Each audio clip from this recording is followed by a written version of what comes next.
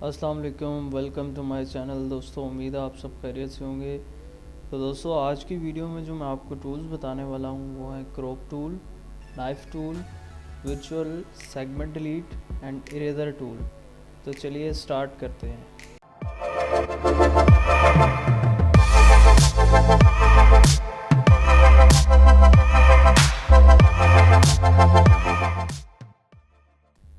तो चलते हैं अपने टूल की तरफ। हमारा जो टूल है वो है क्रॉप टूल। मैं यहाँ से क्रॉप टूल को सिलेक्ट कर लेता हूँ और यहाँ पर आकर मैं क्लिक करके ड्रैग करता हूँ। तो आप देख सकते हैं जिस हिस्से पर हमने इसको क्लिक करके ड्रैग किया उसने वो हमें हिस्सा क्रॉप करके दे दिया। तो ये था हमारा क्रॉप टूल। अब हम अपने नेक्स्ट टूल की तरफ चलते हैं। हमारा जो नेक्स्ट टूल है वो है नाइफ टूल। ये हमारा नाइफ टूल है। मैं यहाँ से आगे इसको सिलेक्ट कर रहा हूँ। मैं यहाँ से एक रेक्टेंगल लेता हूँ, फिर इसको हम यहाँ पर क्लिक करके नीचे की तरफ ड्रैग करते हैं। तो ये देख सकते हैं इसने आपको दो अलग पाथ्स बनाकर दे दी।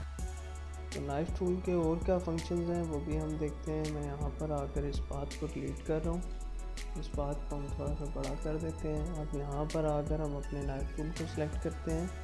यहाँ ऊपर आप देख रहे होंगे ये इसके दो ऑप्शन हैं। जो हमारा पहले सिलेक्ट था ये वाला ऑप्शन था। अब हम इसको सिलेक्ट करते हैं। ये ऑप्शन क्या काम करता है, ये आपके पाथ को काट तो देता है मगर हमारे ऑब्जेक्ट को अलग नहीं करता। तो इसको अलग करने के लिए हमने क्या करना है, यहाँ ऊपर एक ऑप्शन है ब्रेक अपार्ट का। इसकी शॉर्टकट की जो है वो कंट्रोल की है। यहाँ पर आकर हम इसको क्लिक कर देते हैं। तो आप देख सकते हैं इसने अब इन दोनों को लगा कर दिया।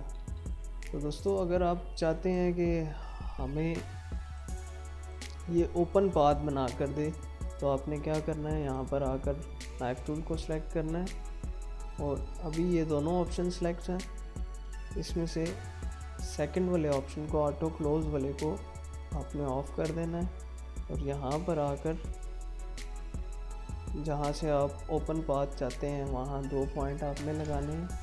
और उसके बाद जब आप इसको ब्रेक अपार्ट करेंगे तो आप देख सकते हैं इसने हमें ओपन पाथ्स बनाकर दे दी। तो दोस्तों, हमारा जो नेक्स्ट टूल है वो है वर्चुअल सेगमेंट टूल। मैं यहाँ से आके वर्चुअल सेगमेंट टूल को सिलेक्ट कर लेता हूँ। ये हमारा वर्चुअल सेगमेंट डिलीट टूल है। मैं यहाँ से कुछ शेप्स बना लेता हूँ।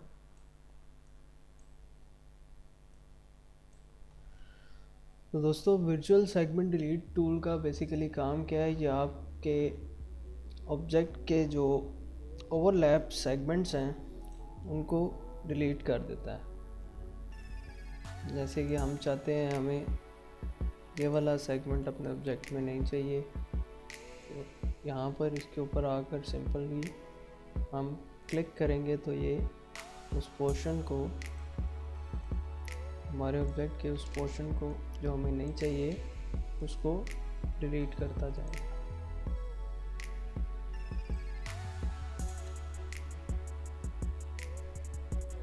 हमारा जो नेक्स्ट टूल है वो है इरेजर टूल। मैं यहाँ से आके इरेजर टूल को सिलेक्ट कर लेता हूँ। इसकी शॉर्टकट की जो है वो X है।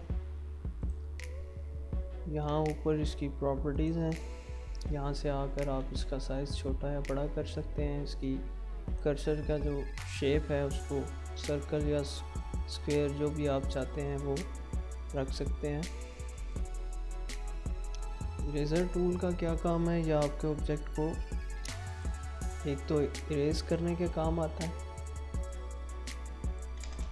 मैं यहाँ से इरेजर टूल सेलेक्ट कर रहा हूँ। अब यहाँ आकर हम अपने ऑब्जेक्ट को सिलेक्ट करके इसको क्लिक करके ड्रैग करते हैं तो ये हमारे ऑब्जेक्ट को इरेज करता जा रहा है।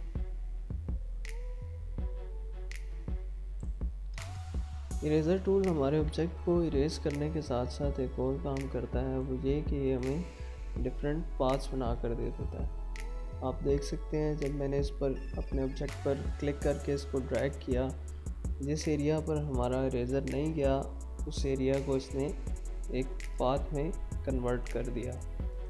इरेज़र टूल से हम और क्या काम ले सकते हैं, अगर आप चाहते हैं कि ये बिल्कुल एक्यूरेट और सीधी शेप हमें बना कर दे, तो आपने क्या करना है, यहाँ पर आकर क्लिक करना है जस्ट, और ड्रैग करते हुए कंट्रोल को होल्ड करना है और यहाँ पर आकर दोबारा क्लिक कर देना है। तो आप देख सकते हैं इसने बिल्कुल सीधी शेप हमें बना कर दी।